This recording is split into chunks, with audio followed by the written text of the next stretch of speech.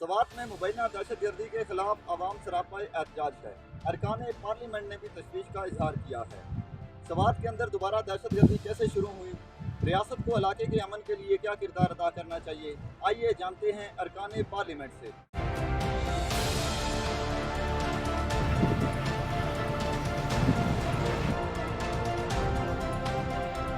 ہمارے جو ادارے ہیں انہوں نے کلیدی کردار ادا کیا سوات کے اندر امن کو ریسٹور کرنے میں۔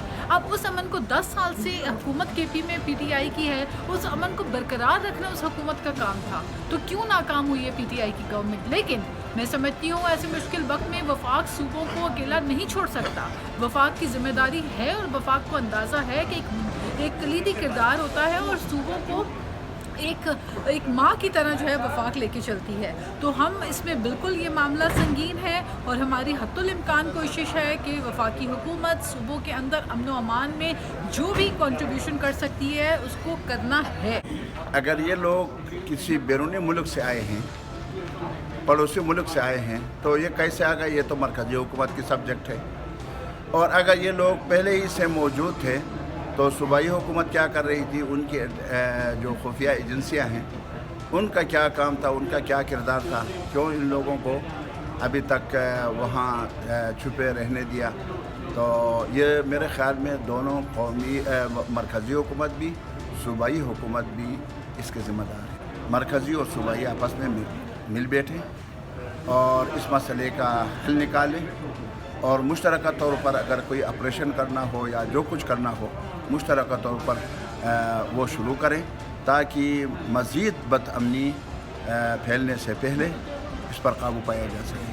دہشت گردی دوبارہ پیدا ہو رہی ہے جو کہ انتہائی خطرناک ہے، اور اس کو سختی سے کرب کرنا چاہیے، اور پارلیمنٹ نے لیڈ لینا ہے نیریٹو کے حوالے سے، اور سیکورٹی فورسز نے لیڈ لینی ہے وہاں پر آپریشن کے حوالے سے۔ دیکھیں جی، یہ ایک نیشنل چیلنج ہے، پروونشل گورنمنٹ کو اس میں لیڈ لینی چاہیے اور فوکسڈ ہو کے کام کرنا چاہیے، اور باقی جتنے بھی فیڈرل ایجنسیز ہیں، فیڈرل ادارے ہیں، وہ ان کے ساتھ سپورٹیو رول میں ہوں۔ تو ایشو پہلے بھی ہینڈل ہوا ہے اور اب بھی انشاءاللہ ہینڈل ہوگا۔ فیڈرل گورنمنٹ کا کام ہے اس پر سختی لے، فارن افیئر جن ملکوں کے ساتھ واسطے داری ہے ان کے ساتھ ٹھیک کرے، ان کو اس میں آن بورڈ لے، اور فیڈرل گورنمنٹ کو اس پر ایکشن لینی چاہیے۔ دیکھیں، بات یہ ہے کہ آپ نے دیکھا ماضی میں جب وزیر اعظم نواز شریف صاحب تھے، جب حالات جب پاکستان ایک جلتا ہوا پاکستان ہمیں ملا تھا، اس نے ضرب عضب شروع کیا، پھر رد الفساد آپریشن شروع ہوا، کراچی ٹارگیٹ آپریشن شروع ہوا، نیشنل ایکشن پلان بنا۔ آپ نے 4.25 سال دیکھا وہ نیشنل ایکشن پلان وہاں رک گیا، اور آج بھی جو کے پی کے میں حکومت ہے، دیکھیں کے پی کے کی گورنمنٹ کے پاس اختیارات ہے، ان کو پہلی ترجیح ان کی امن ہونا چاہیے۔ میں سمجھتا ہوں ذمہ داری وفاق کی بھی ہے، صوبوں کی بھی ہے، پاکستان کا شہری کو امن ملنا چاہیے۔ دیکھیں، سب سے پہلے تو بڑی بات یہ ہے کہ وزیر اعلیٰ صاحب کو اپنی اس بات کی، ان کے متعلق یہ بہت کامن ہے، یہ بات بڑی عام ہے، پورے صوبے میں عام لوگوں تک، محنت کرنے والے مزدوروں، ریڑے ٹھیڑے والوں کے پاس یہ بات بڑی عام پہنچ چکی ہے کہ وزیر اعلیٰ نے اپنی جان بخشی کے لیے طالبان کو 50 کروڑ روپے کا بھتہ دیا ہے۔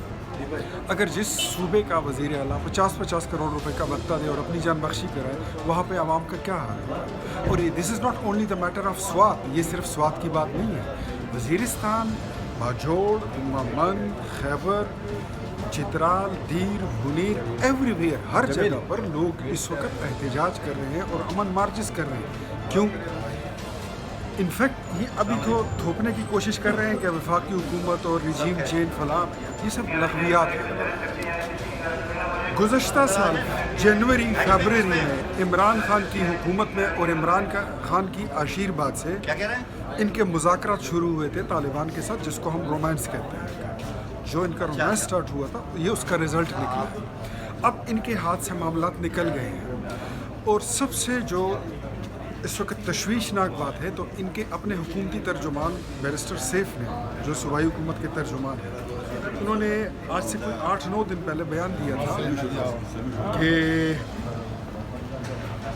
ہمارا تحریک طالبان کے ساتھ یہ معاہدہ ہوا ہے کہ وہ یہاں پہ کوئی کارروائی کریں گے تو اس کی ذمہ داری بھی قبول کریں گے۔ کیا آپ کیا سمجھتے ہیں کہ آپ لوگوں کو کیا میسج دے رہے ہیں؟ کل بدلی سی سرکار میری نظر آئی، اور سب نے ایک دھاوا بول دیا. پہلے وہ مینگل صاحب تھے یا خواجہ آصف صاحب تھے یا راجہ ریاض پیرزادہ, تو سب نے ٹارگٹ بنایا اداروں کو. تو میرے خیال میں بہت جلدی یہاں سے ایک ریزولوشن پاس ہونے والا ہے کہ مطلب جیسے آپریشن رد الفساد ٹائپ تھا ایسا کوئی آپریشن سماعت. اس کی صوبائی حکومت ذمہ دار ہے جی. صوبائی حکومت نے یہ غلط کام شروع کیا ہے اور لوگوں کے مطلب ہے کہ آپ ایک آدمی کے ساتھ یہ بات کرتے ہیں کہ آپ مسلح ہو کہ آپ آ جائیں, یا حکومت کے آگے متبادل آپ دوسرا حکومت بناتے ہیں, تو یہ چلتا ہے؟